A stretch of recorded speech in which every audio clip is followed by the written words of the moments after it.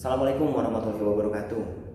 Apa kabar teman-teman semua? Semoga Anda selalu dalam lindungan Tuhan Yang Maha Esa dan sehat selalu ya.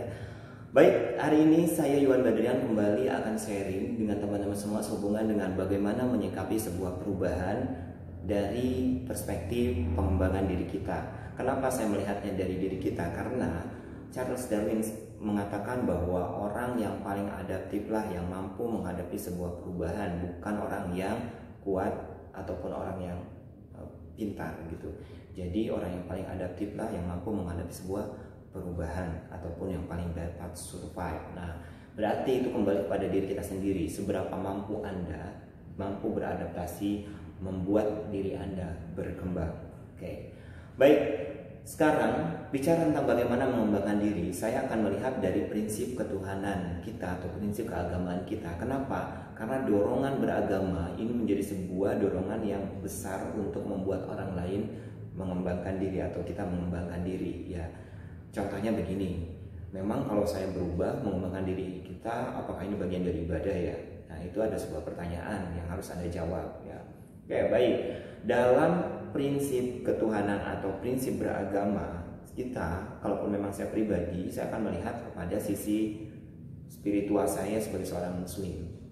Artinya pengembangan diri saya akan saya melihat kepada figur Rasulullah gitu, bahwa Rasulullah memiliki 4 karakter. Yang pertama adalah sidik, amanah, fatonah, dan tabligh. Sidik berarti dia benar atau jujur mengatakan sebuah kebenaran ya. Kemudian amanah berarti dia dapat dipercaya. Nah, teman-teman semua, kalaupun memang kita ingin mengembangkan diri dan melihat satu perubahan yang dalam lingkungan organisasi kita lihat sekarang banyak sekali orang yang berbisnis dengan cara mengedepankan segala cara gitu, tanpa mengindahkan yang namanya trust gitu. Yang ketiganya adalah fatonah, yaitu cerdas. Kecerdasan apa saja sudah kita bahas di pertemuan sebelumnya ya.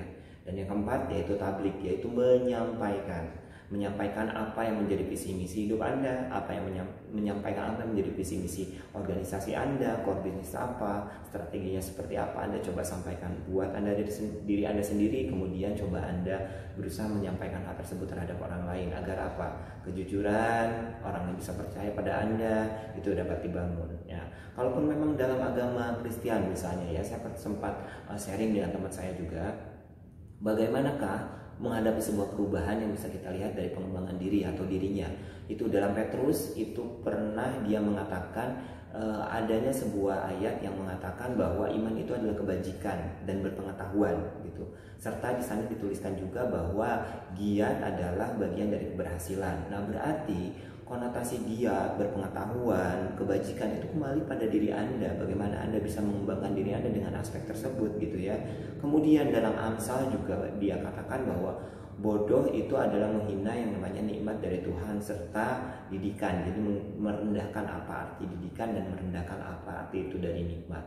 Saya tidak tahu secara detailnya karena ini hanya sharing dengan teman saya aja.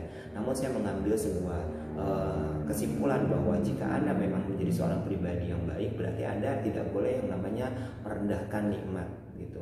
Dan Anda juga tidak boleh merendahkan proses pendidikan di sana. Proses dari mana yang tadinya tidak tahu menjadi tahu.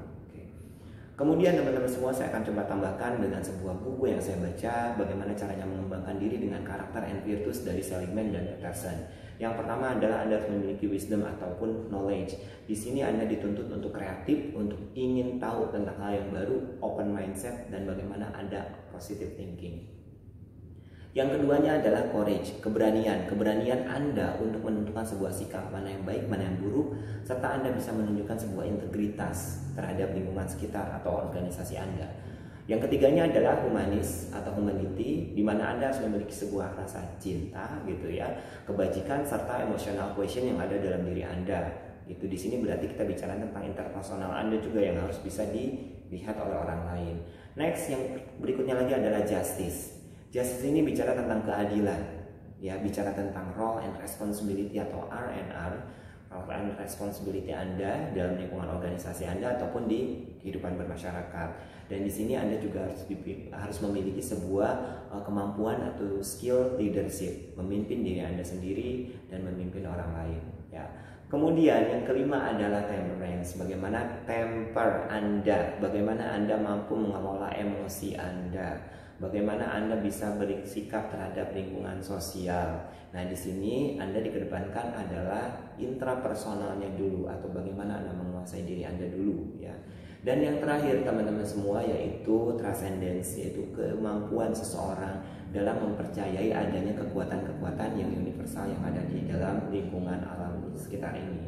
Nah, di sini berarti kita harus memiliki satu prinsip tentang harapan gitu ya, bahwa apa yang sedang Anda doakan itu sedang Tuhan kerjakan pula gitu.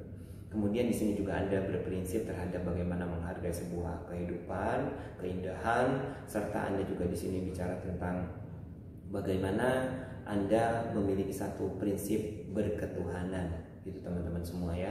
Makanya tadi saya sampaikan bahwa prinsip Tuhan itu atau agama itu sangat penting dalam dorongan Anda untuk mengembangkan diri Anda, dan ternyata ini pun sesuai dengan pendapat dari Peterson dan Seligman di prinsip spiritual tersebut. Oke. Jadi demikian yang bisa saya sampaikan. Terima kasih banyak atas perhatian Anda. Sampai ketemu lagi di lain kesempatan, dan saya Iwan Badrian. Jika Anda menganggap bahwa ini memberikan manfaat, please like and subscribe. Thank you so much for your attention. Assalamualaikum warahmatullahi wabarakatuh.